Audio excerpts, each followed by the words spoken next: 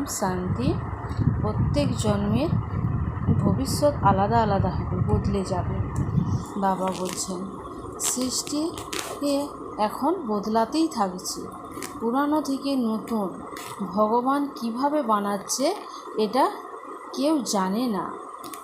তোমার নামই অবশ্যই সেখানে থাকবে, নিকলেগা। স্থাপন হচ্ছে ফির, তারপর রাজ্য করবে তোমরা।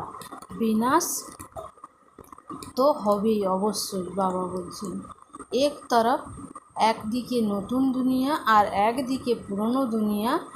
এই চিত্র বড় বিশাল ভালো